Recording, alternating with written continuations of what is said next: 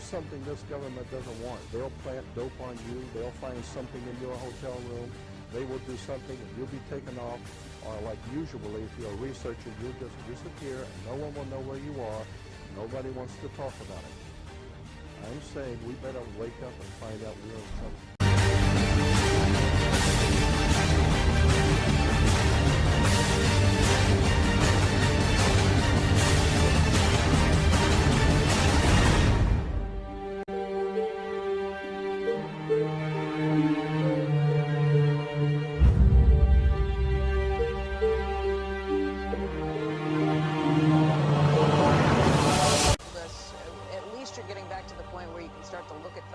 And that's good news. What happened? I think you're in a liquidation phase. I think Kirsten had it exactly right. I think there's a bunch of wrong-footed moves by Hank Paulson and the Illuminati of the country, if you will, and I think we're paying for it right now. What?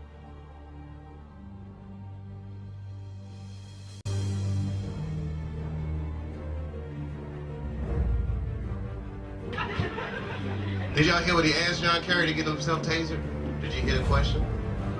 You didn't hear the question? He was like, is it not true, Senator Kerry, that you are a member of Skull and Crossbones, a secret society with George Bush? And Kerry was like, that's a very good question, and I'm going to answer that question.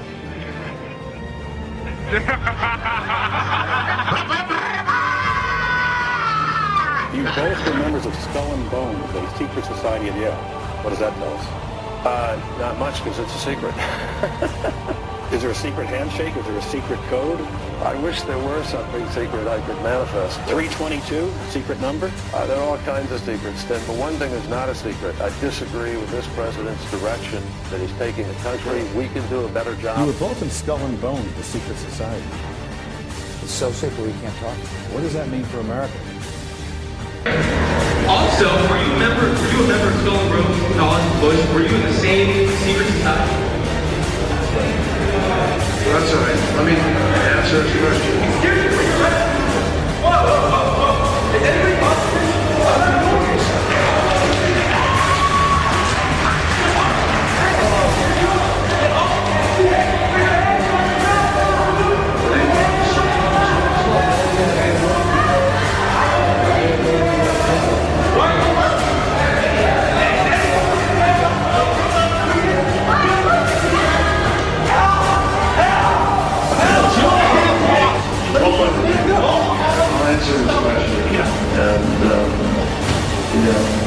Unfortunately, he's not available to come up here and swear me in as president. Why are they arresting me? Can someone do something here? Let me just see that. Because it's a very important question. What did I do? Get off! There's no way to get off my sister! Get the f*** off me, man! I didn't do anything! Don't tase me, bro!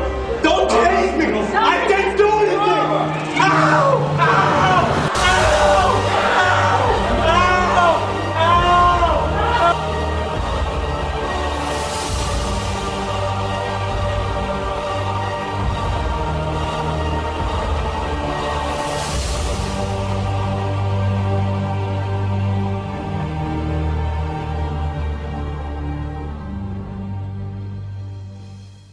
The ladies that are with me were in the World Trade Center in the first building and escaped through the lobby where they believe there was a bomb in the lobby. We ran down the steps to the lobby. There was no lobby. Everything was torn up.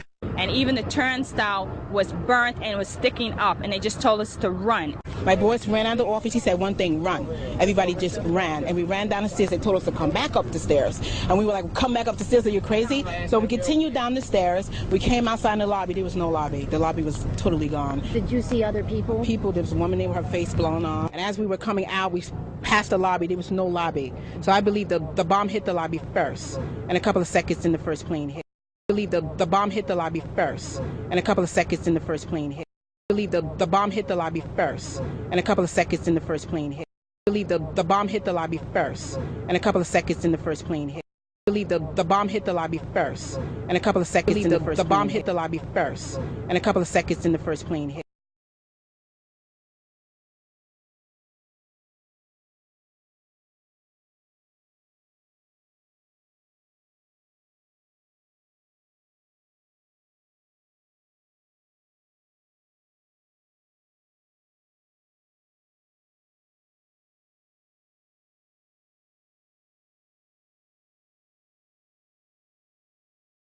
You know, I mean, that's the way you got to run.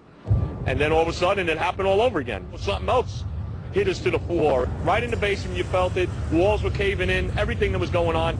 I mean, I know of people that got killed in the basement. I know of people that got broken legs in the basement. People that got reconstructive surgery because the walls hit them in the face. Engineer Mike Pecoraro in the 6th sub-basement found the parking garage and machine shop reduced to rubble.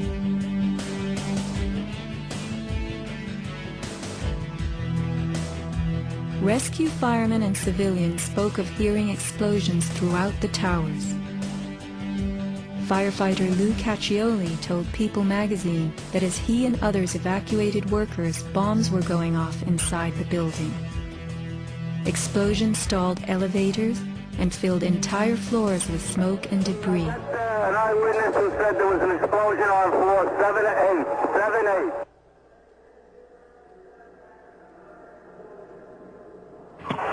Warren Street because of the secondary explosion. We've got numerous people covered with dust from the secondary explosion. 1013 has had a major explosion and what appears to be a complete collapse surrounding the entire area.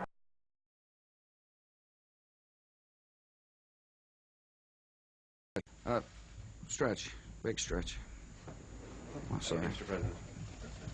I know you said there'll be a time for politics, but you've also said you wanted to change the tone of Washington.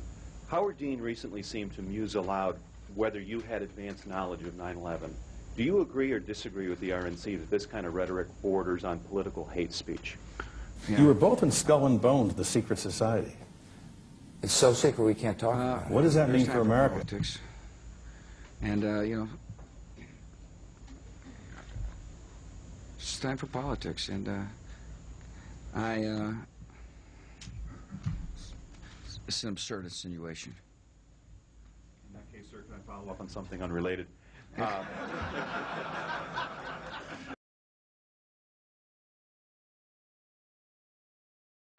And you don't have to be a conspiracy theorist to wonder exactly what President George W. Bush knew about the attack, and when he knew it.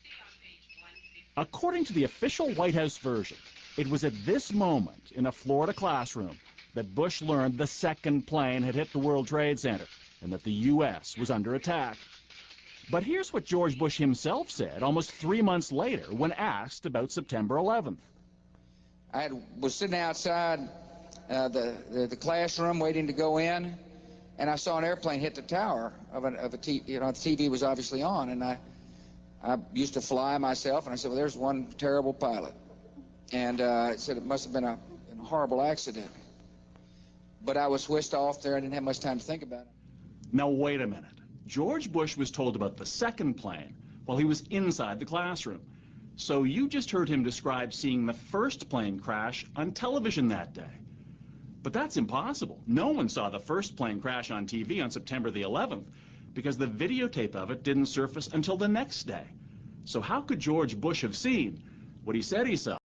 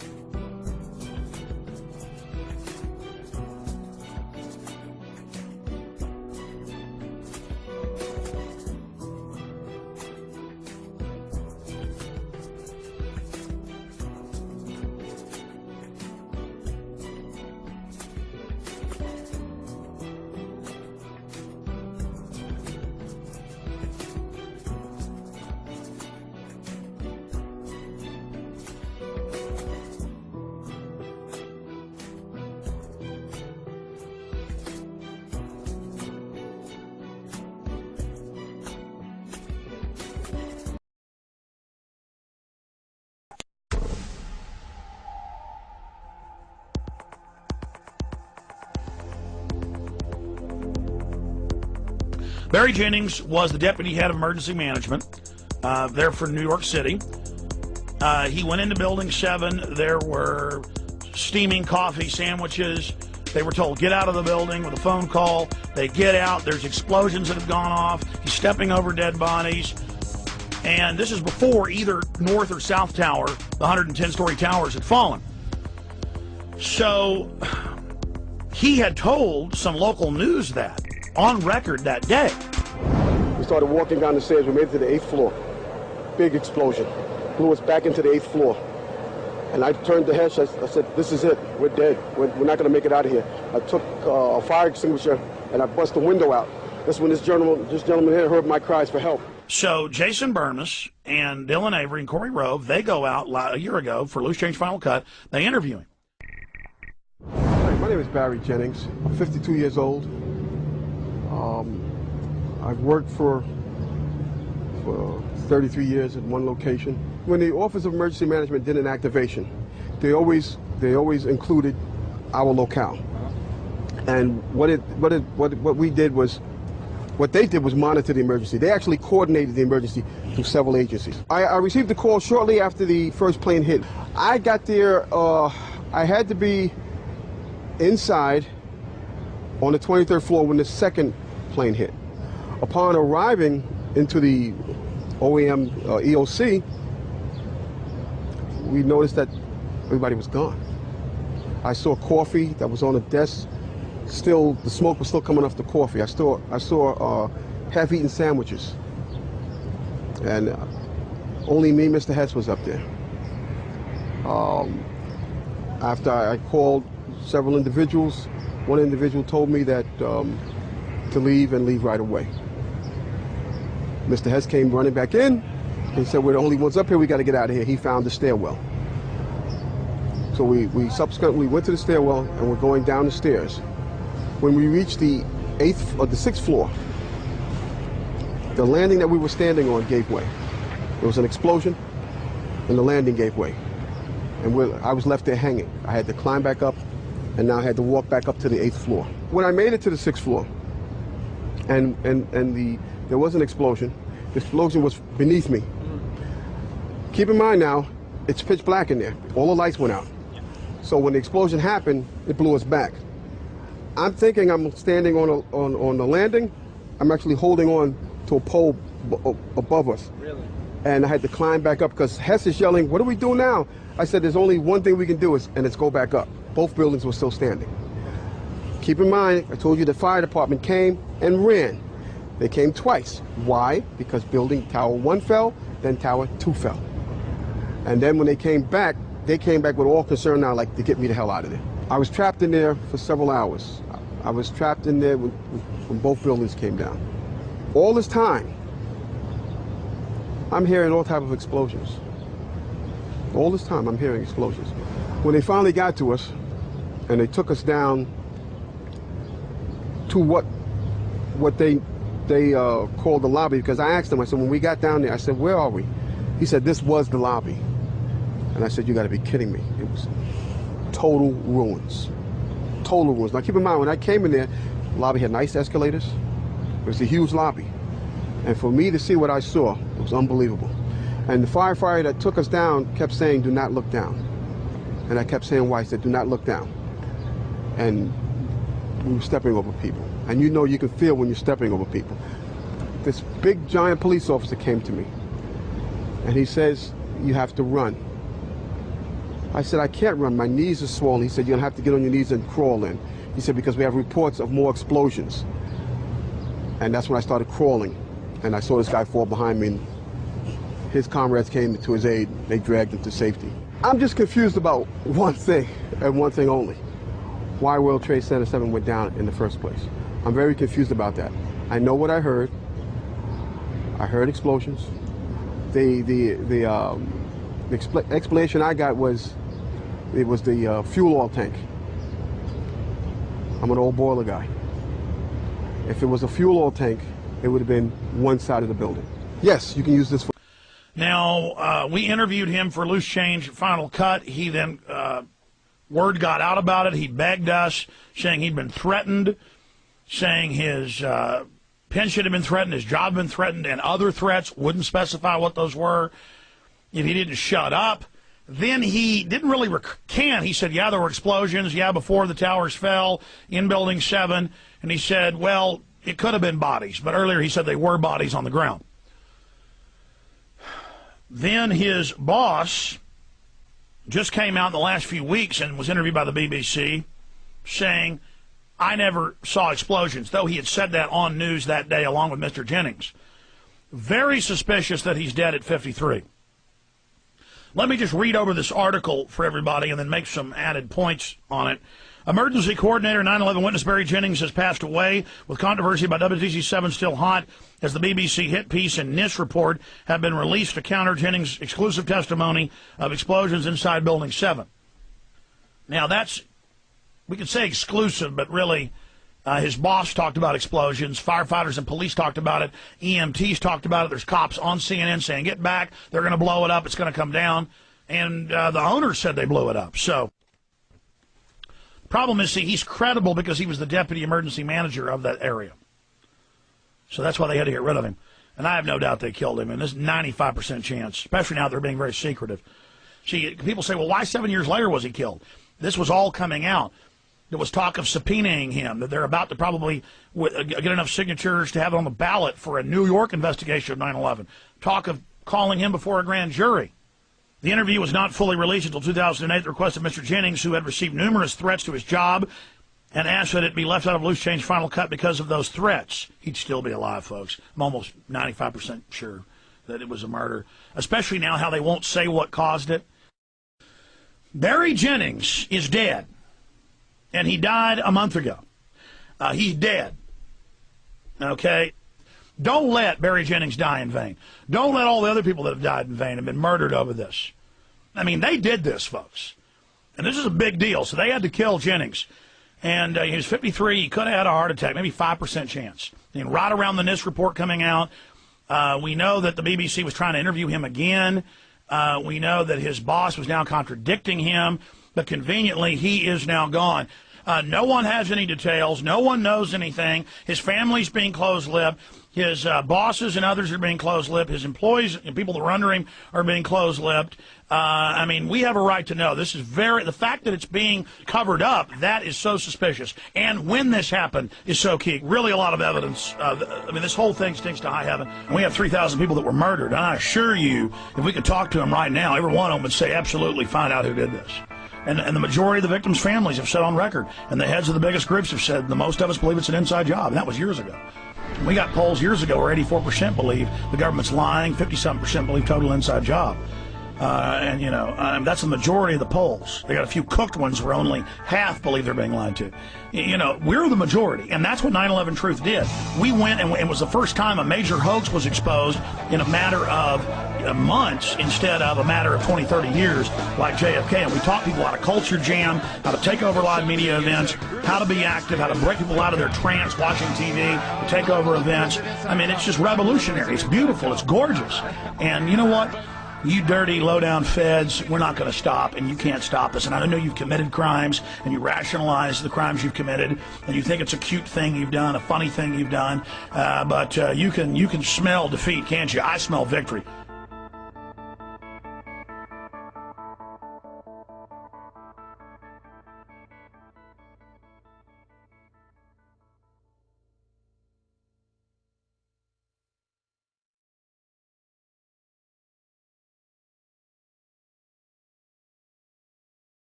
Come out of nowhere and just scream right into the side of the Twin Tower, exploding through the other side. And then I witnessed both towers collapse, one first and then the second, mostly due to structural failure because the fire was just too intense.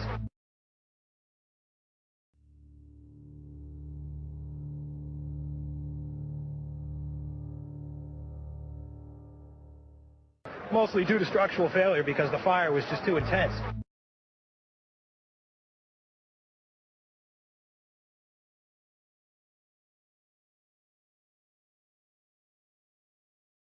and then I witnessed both towers collapse due to structural failure.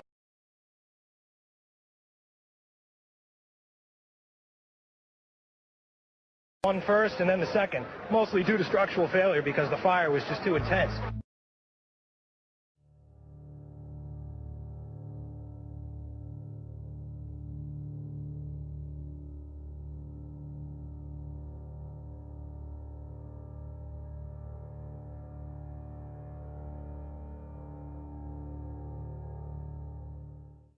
Come out of nowhere and just scream right into the side of the Twin Tower, exploding through the other side. And then I witnessed both towers collapse, one first and then the second, mostly due to structural failure because the fire was just too intense.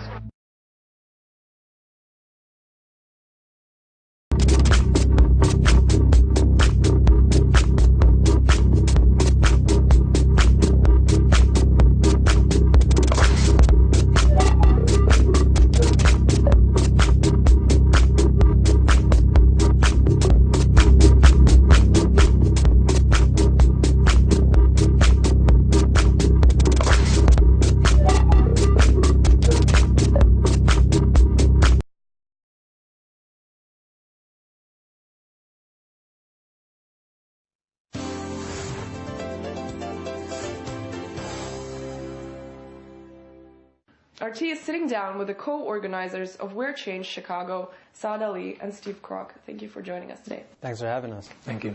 Saad, let me go to you first. There's a lot of controversy in the U.S. surrounding what We Are Change represents. For those who don't know, can you tell us what the organization is really about? Right, yeah. We Are Change is basically a citizens-based, grassroots, peace and social justice movement that started out in New York following the events of September 11th. We actually have over 200 chapters internationally. And we're not left, we're not right, we're nonpartisan, we're about right and wrong. We try to educate the public by handing out free DVDs. We confront politicians, media, everywhere from people who attend Bilderberg on issues that really matter to the American people. We try to become the media because many times the media doesn't ask the hardball questions that need to be asked or just don't cover it. What about Barack Obama? He was promising change from Chicago, and you guys are here now saying basically what he's offering is not enough. Is that right? Well, what he's offering is more of the same. It's kind of like a status quo that I think people in America are waking up to now, that a lot of problems George Bush created handed over to Obama, and so people think that, oh, you know, now Barack Obama has all these problems that were handed to him. What's he to do? But what we're trying to do is explain to people, look, that is the agenda. That is what they do. That is how they keep perpetuating wars and lies and all these things to the people, is they create the false left-right. And so we're here to shatter that. Now, a lot of people in the U.S. tend to often call We Are Change conspiracy theorists. What do you say to those people? A lot of the issues that we cover, they call it conspiracy, but we bring facts, we bring documents, we bring quotes. We bring the evidence. It's not conspiracy. What was once conspiracy theory is now coming to be fact. 9/11, for example, or global warming is another example. There's so many issues. We question the left, we question the right, and we don't leave anybody alone. One of the things you guys claim is that 9/11 was an inside job. And it seems that a lot of people in the U.S. get upset when they hear people say that. How do you convince them that you're right?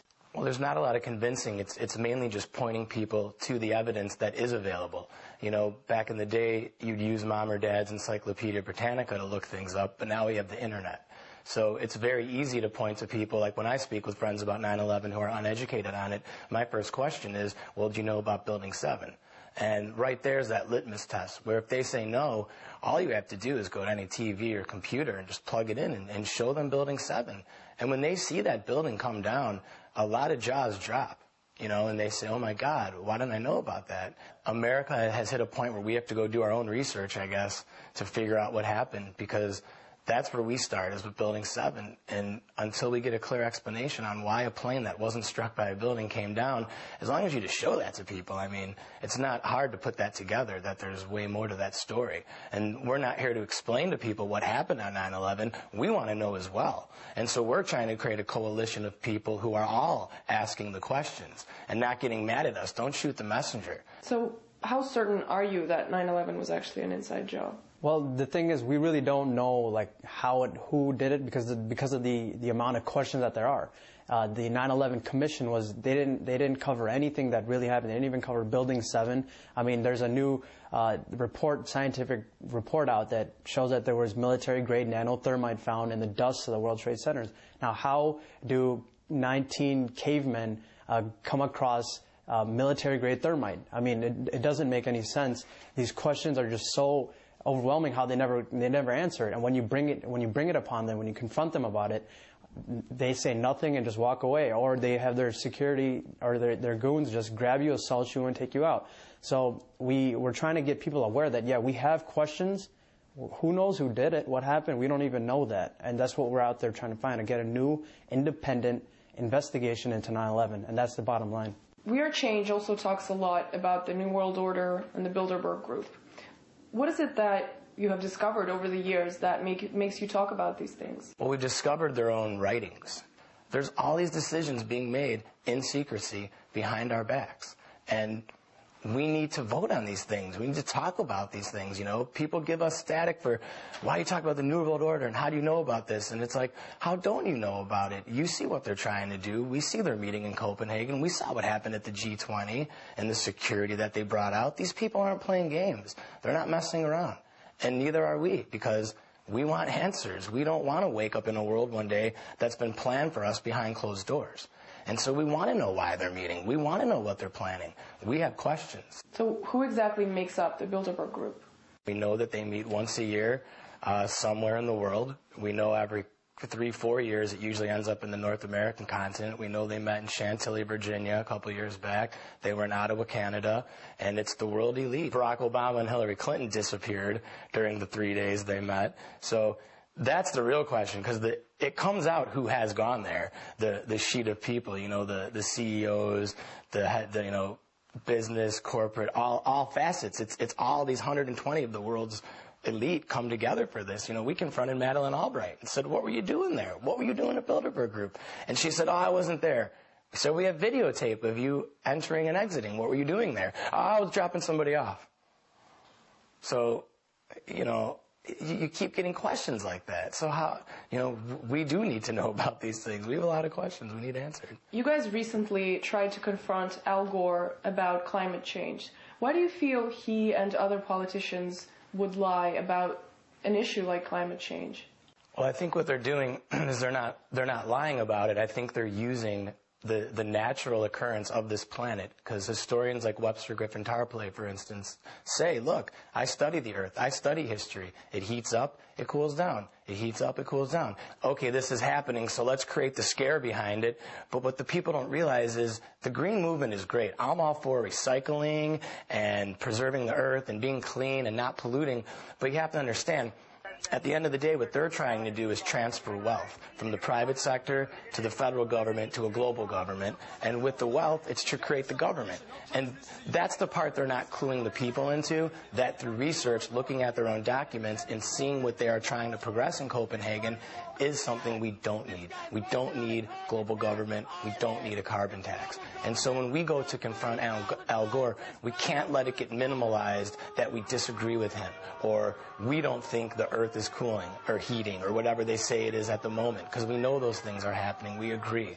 But we don't think we should have to pay a tax or be part of a global government because of it. I also want to talk to you guys about the war in Afghanistan. Do you think the American people have been given enough of an explanation as to why more efforts and troops are being sent there now? I don't think we're given much of an explanation on anything. I think it's just an agenda that they have. I mean, we know Bush was writing the Iraq war strategy. I mean, he was getting ready for that before 9/11. I mean, they know where they're going to go and what they're going to do, and then they just have to sell us on it. I mean, I don't think I'm not afraid of terrorists in Afghanistan. It doesn't worry me. I think there's a whole lot of heroin there they want to control, though. Saad, you recently traveled to Pakistan. Yes. What kind of things did you discover there? You wrote an article about it. You go and talk to anybody over there. Blackwater, Mossad, CIA, and these agencies is all you hear about. These bombings that are happening, which hundreds and hundreds and hundreds of people are dying every day. It's like every day there's a 9/11 going on over there. When I was there, I mean, every day I'd open the news, all right, 80 people dead in Lahore, 80 people dead in Karachi. It was just it was ridiculous. President Obama has black water all over Pakistan. And the reasons, what are they doing in that country? Why are they occupying Pakistan? We do not need to be in that country. Afghanistan right now, they're in there trying to get 100 Taliban members. Like, you know, are they the real threat, or is it something? Is there another agenda? And that's what it looks like to be. There's another agenda that they have. We saw what they're doing in Afghanistan. Now they're moving into Pakistan. And I think when he's transferring 30,000 or however many troops into Afghanistan, and they're just getting ready to invade that country, you know, because Afghanistan, they're not there for Al Qaeda. People are over there. The anti-American sentiment is so much. They're just saying, we thought President Obama was going to bring any change. What is he doing now? He has the blood of hundreds and hundreds of Pakistanis that I spoke with, their families in Pakistan. He dropped drones. He killed so many innocent men, women, and children, all to capture one guy, Baitullah Masood. Now, is that worth it? And now he got the Nobel Peace Prize for what? Killing. He's got the blood of hundreds of people on his hands. Steve, another important issue that We Are Change calls for is the need to audit the Federal Reserve. Why do you feel it's important? It's very important that Americans wake up to what an audit of the Federal Reserve will do. Because we have to understand they've never been audited in their existence and since 1913. So we're looking at an agency that is pretty much the shadow government of the United States, because it's an unconstitutional agency. Why is there a Federal Reserve? Why does the Constitution say that, you know, Congress prints and coins money? Why did we give that up in 1913? And why has our dollar slowly declined ever since? You know, no one's doing anything to get out of debt. They should have on our newspapers the debt. Every day, that should be the headline. You know, we need to keep pounding into the American psyche, like, look at who these people are controlling us. And everyone needs to get educated on Ron Paul's bill, H.R. 1207 in the House and S. 604 in the Senate. We talk about everything because there's a big problem that a small group is involved in, you know, and the Federal Reserve is a huge architecture of it, because that's what controls our economy, that's our money, and that affects every American. Steve Kroc, Saad Ali, We Are Change Chicago, thank you very much for sitting down with us. Thanks for having us. Thank you.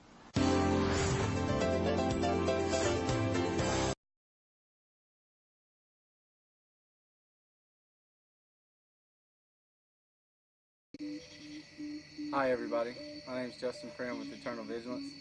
And I'm Brian Peake of AlternativeMedia.org. And tonight marks the 9th anniversary of September 11th. Today's date, September 11th, 2010.